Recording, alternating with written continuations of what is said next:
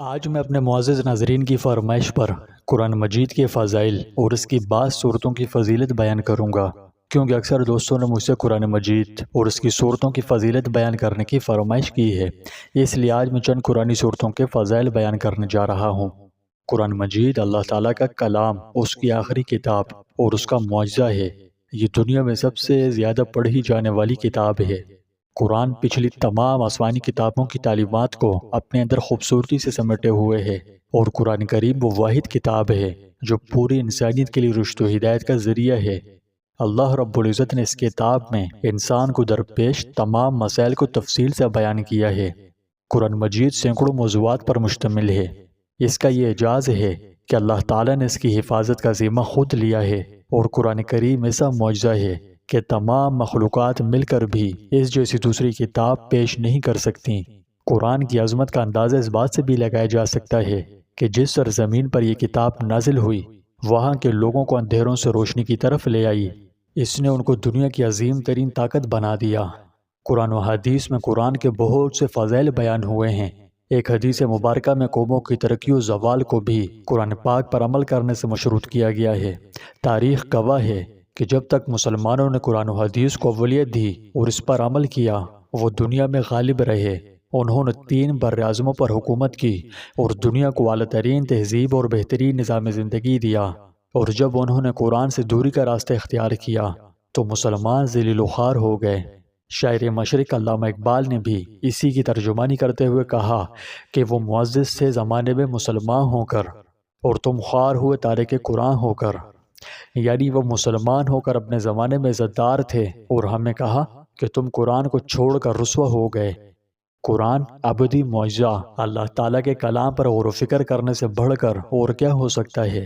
تو آج میں آپ کو اس کے چند فضائل سے آگاہ کروں گا اور چند اہم صورتوں پر روشنی ڈالوں گا۔ قرآن پاک صرف ایک کتاب نہیں ہے، یہ اللہ کی طرف سے آخری وحی ہے، ایک لازوال معجزہ جو 1400 سال سے زیادہ عرصے سے غیر تبدیل شدہ ہے۔ یہ دنیا میں سب سے زیادہ پڑھی جانے والی کتاب ہے۔ قرآن انسانیت کے لیے اللہ کی ہدایت ہے، تمام انسانیوں کے لیے ترقی، روشنی اور حکمت کا لازوال خزانہ ہے۔ اللہ سبحانہ و تعالیٰ نے قرآن مجید میں ہر مسئلے، ہر آزمائش اور ہر اس حل کی وضاحت کی ہے جس کا سامنا بنی نوع انسان کو ہو سکتا ہے۔ یہی وجہ ہے کہ قرآن زندگی کے لیے ایک مکمل رہنما کے طور پر کھڑا ہے، جس کی مثال تاریخ میں کسی اور متن سے نہیں ملتی۔ جو چیز قرآن مجید کو مزید غیر معمولی بناتی ہے وہ یہ ہے کہ اللہ سبحانہ و تعالی نے خود اس کی حفاظت کا وعدہ کیا ہے۔ کسی اور کتاب میں یہ خدائی ضمانت نہیں ہے۔ دنیا کی تمام مخلوقات اگر کوشش کریں تو کبھی اس جیسا کچھ بھی پیدا نہ کر سکیں۔ قرآن میں جو قوت اور حکمت موجود ہے وہ انسانی استطاعت سے باہر ہے، اور وہ جگہ جہاں قرآن نازل ہوا، جزیرہ نما عرب، ایک زمانے میں روحانی، سماجی اور سیاسی طور پر تاریکی میں ڈوبا ہوا تھا، لیکن قرآن کی روشنی نے وہاں کو لوگوں کو تبدیل کر دیا۔ انہیں اس وقت کی سب سے طاقتور، ناقابل تسخیر اور ترقی یافتہ تہذیب میں تبدیل کر دیا۔ اس لحاظ سے دیکھا جائے تو یہ ایک عظیم انقلابی ریولوشنری کتاب ہے۔ اس سے ہمیں انسانیت پر قرآن کے بے پناہ اثرات کا پتہ چلتا ہے۔ ارشاد خداوندی ہے، اے لوگوں، بے شک تمہارے پاس تمہارے رب کی طرف سے ایک نصیحت آ گئی ہے، وہ تمہارے دلوں کے لیے شفا ہے اور ایمان والوں کے لیے ہدایت اور رحمت ہے۔ ارشاد نبوی ہے، بے شک اللہ تعالیٰ اس کتاب کی پیروی کے ذریعے کچھ لوگوں کو بلندی عطا فرمائے گا اور اس کی خلاف ورزی کرنے پر بعض لوگوں کو گرائے گا۔ قرآن وہی ہے، اس پر ایمان لانا ہر مسلمان کے لیے ضروری ہے۔ اس کی تلاوت عبادت ہے، یہ اسلامی قانون کا اولین ماخذ ہے۔ قرآن قوموں کے عروج و زوال کا معیار اور پیمانہ ہے۔ اس کی تعلیمات پر عمل کر کے قومیں عروج حاصل کر سکتی ہیں اور ان سے ہٹ کر زوال پذیر ہو سکتی ہیں۔ قرآن آج بھی پہلے کی طرح ایک زندہ معجزہ ہے۔ آج بھی اس کی تعلیمات پر عمل کر کے مسلمان اپنا کھویا ہوا مقام اور وقار دوبارہ حاصل کر سکتے ہیں۔ علامہ اقبال کا ایک شعر ہے، قرآن میں ہو غتزن مرد مسلمان، اللہ کرے تجھ کو عطا جدت کردار۔ دنیا میں جن قوموں نے آج مادی ترقی کی ہے وہ بھی قرآن کی بالواسطہ برکات ہیں، کیونکہ یہ ترقی انہیں قرآن کے نزول سے پہلے حاصل نہیں تھی۔ پیارے دوستوں، جیسا کہ آپ جانتے ہیں کہ قرآن قرہ کا مصدر ہے اور اس کے معنی پڑھنے کے ہیں۔ لفظ قرآن کے معنی کے بارے میں بہت سے اقوال ہیں۔ سب سے مشہور قول یہ ہے کہ جیسے کہ ارشاد باری تعالیٰ ہے، اے نبی صلی اللہ علیہ وسلم، آپ اس کو جلد سیکھنے کے لیے اپنی زبان کو تیز حرکت نہ دیجیے، بے شک اس کا جمع کرنا اور اس کا سنانا ہماری ذمہ داری ہے، پھر جب ہم اس کو پڑھ کر سنائیں تو آپ اس تلاوت کی پیروی کریں۔ اس کی تشریح میں حضرت ابن عباس رضی اللہ عنہ فرماتے ہیں کہ جب سیدنا حضرت جبرائیل امین علیہ السلام آپ صلی اللہ علیہ وسلم پر وحی لے کر آتے تو آپ زبان اور لب مبارک ہلاتے رہتے کہ کہیں بھول نہ جائے۔ اس سے آپ صلی اللہ علیہ وسلم پر بہت سختی ہو جاتی جو دوسروں کو بھی معلوم ہو جاتی تھی، تو اللہ تعالیٰ نے یہ آیات نازل فرمائی، یعنی وحی کا آپ صلی اللہ علیہ وسلم کے دل میں جما دینا، یاد کرا دینا ہمارے ذمہ ہے، اور اس کا پڑھا دینا بھی۔ تو جب ہم پڑھ چکے تو آپ صلی اللہ علیہ وسلم بھی اسی طرح پڑھیں جسے ہم نے پڑھا تھا، اور جب تک وحی اترتی رہے خاموش سنتے رہیں، پھر وحی کے الفاظ کو آپ صلی اللہ علیہ وسلم کی زبان پر رواں کر دینا بھی ہمارے ہی ذمہ ہے۔ چنانچہ ان آیات کے نزول کے بعد جب حضرت جبرائیل آتے آپ صلی اللہ علیہ وسلم خاموش رہتے، اور جب چلے جاتے تو آپ صلی اللہ علیہ وسلم اسی طرح پڑھ کر سنا دیتے جس طرح اللہ نے آپ کو سنایا ہوتا۔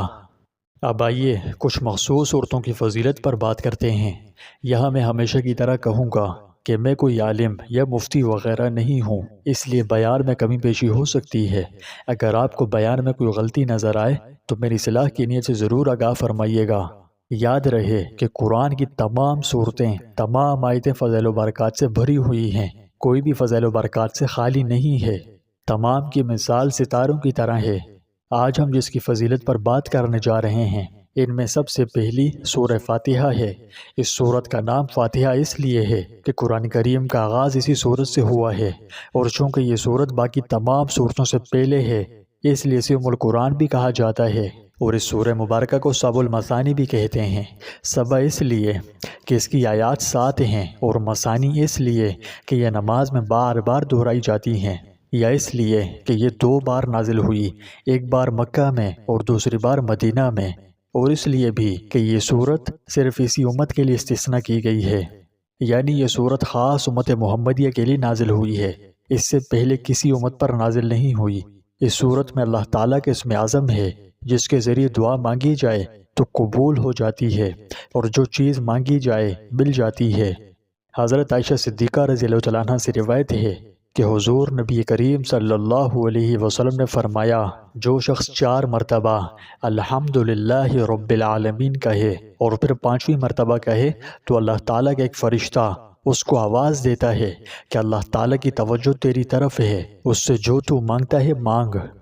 حضرت انس رضی اللہ عنہ بیان کرتے ہیں کہ ہم ایک جنگ میں رسول اللہ صلی اللہ علیہ وسلم کے ساتھ تھے۔ آپ صلی اللہ علیہ وسلم نے دشمنوں کو دیکھ کر فرمایا، مالک یوم الدین ایاک نعبد و ایاک نستعین۔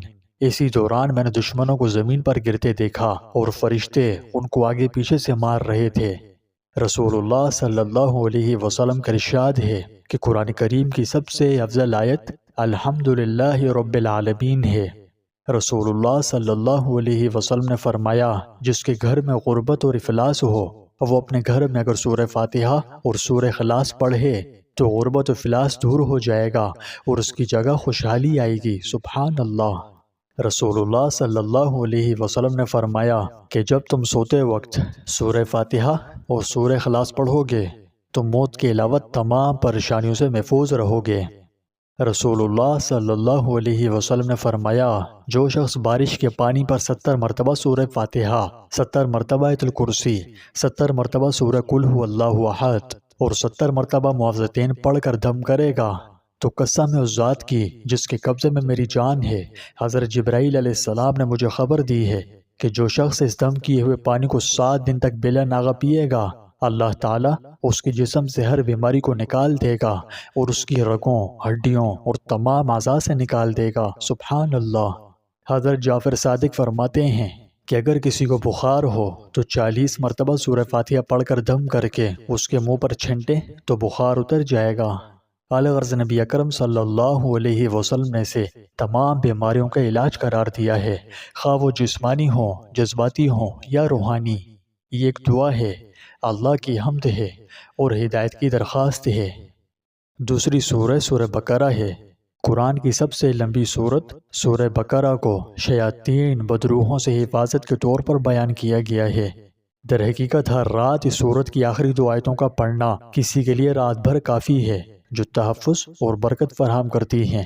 آسمان سے ایک فرشتہ نازل ہوا اور ہمارے پیارے نبی حضرت محمد مصطفیٰ صلی اللہ علیہ وسلم سے کہا کہ آپ کو 2 نوروں کی بشارت ہو جو آپ سے پہلے کبھی کسی پیغمبر کو نہیں دیے گئے، ایک فاتحۃ الکتاب اور دوم سورہ بقرہ کی آخری آیات۔ آپ ان میں سے جو حرف بھی پڑھیں گے وہ آپ کو ضرور دیا جائے گا، یعنی ایک اللہ کی تعلیم سے جو اہدنا الصراط المستقیم پڑھنے کا حکم دیا گیا ہے، اگر اسے پڑھا جائے تو اللہ ضرور سیدھا راستہ دکھائے گا، اور دوسرا ربنا لا تؤاخذنا ان نسینا سے لے کر آخر سورت تک پڑھا جائے تو اللہ اسے قبول فرمائے گا اور دعا کے مطابق عطا کرے گا۔ اور یہ دونوں نور صرف رسول اللہ صلی اللہ علیہ وسلم کو عطا کیے گئے ہیں، اسی لیے آپ صلی اللہ علیہ وسلم کے بعد بھی آپ کی امت بحیثیت مجموعی قیامت تک گمراہ نہیں ہوگی۔ رسول اللہ صلی اللہ علیہ وسلم نے ارشاد فرمایا ہے کہ میری امت بحیثیت مجموعی گمراہی پر جمع نہیں ہوگی۔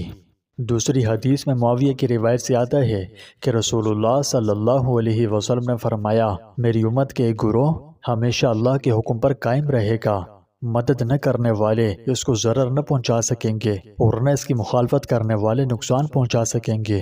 اسی حالت میں اللہ کا امر یعنی قیامت بپا ہونے کا حکم آ جائے گا۔ حضرت عبداللہ بن مسعود رضی اللہ عنہ سے روایت ہے کہ جب رسول اللہ صلی اللہ علیہ وسلم کو معراج میں لے جایا گیا اور آپ سدرۃ المنتہا پر پہنچے، سدرۃ المنتہا چھٹے آسمان پر ہے، زمین سے چڑھنے والے اعمال بھی اسی جگہ تک پہنچتے ہیں اور لے لیے جاتے ہیں، اور اوپر سے اترنے والے احکام بھی اسی جگہ تک پہنچتے ہیں اور لے لیے جاتے ہیں۔ اسی جگہ آپ صلی اللہ علیہ وسلم کو 3 چیزیں عطا ہوئیں: 5 وقت کی نمازیں، سورہ بقرہ کی آخری آیات، اور آپ صلی اللہ علیہ وسلم کی امت کے ان لوگوں کے کبائر کی معافی جو شرک نہیں کرتے۔ الغرض سورہ بقرہ کے فضائل بے شمار ہیں۔ اگر ویڈیو کے لمبے ہونے کی قید نہ ہوتی تو میں مزید صورتوں کے فضائل بھی بیان کرتا، لیکن اب چونکہ ویڈیو لمبی ہو رہی ہے اس لیے اسے ختم کرتا ہوں۔ انشاءاللہ بہت جلد مزید قرآنی صورتوں کے فضائل پر بھی ویڈیو لاؤں گا، تب تک آپ سے گزارش ہے کہ انتظار کیجیے۔